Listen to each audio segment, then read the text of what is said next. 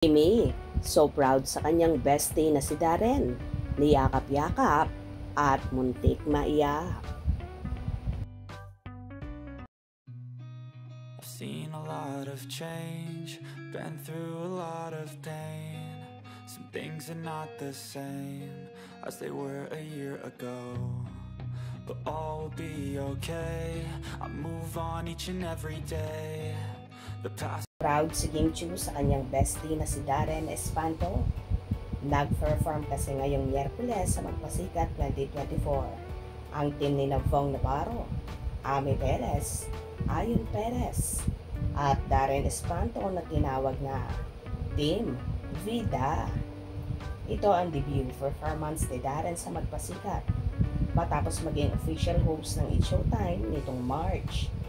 Hindi nga binigo ni Darren ang mga nag-abang sa kanyang unang performance kung saan nagpakitang gila siya sa ginawa niyang ring stand. After ng performance ng Team Vida, ay mangyak-ngyak na niyakap ni Kim ang kanyang bestie at ilang beses na sinabing proud siya. Pinuri rin ng isa sa mga hurado na si Donnie Pangilinan, si Darren.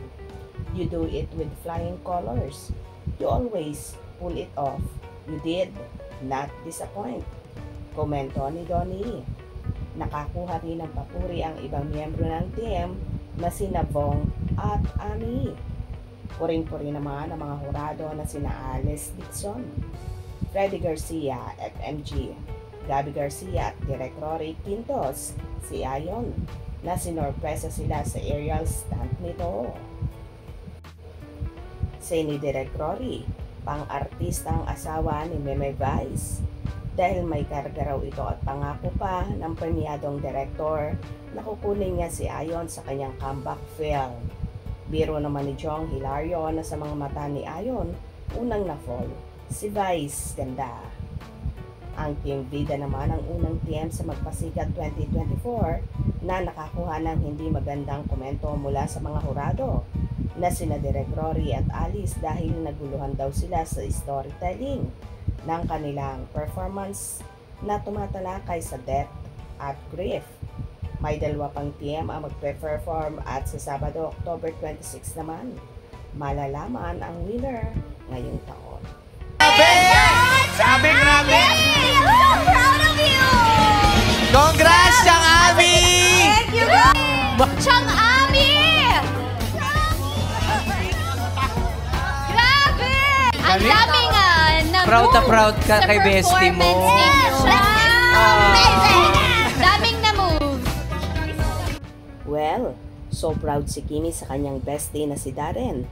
Kung makikita mo na halos maiyak si Chinita Princess at niyakap-yakap pa ang bestie niya. Ganito nga maglambingan sina Kim at Darren na animoy magkapatid lamang. Nakaka-proud naman talaga ang ginawa ni Darren at ng kanyang team na mahusay ang mga ginawa. May konting negative man na nakuha sa dalawang hurado pero total package naman ang naging performance nila at nagaganap din sa totoong buhay. Congratulations sa Team Vida! Hope you enjoyed. Please subscribe for more info.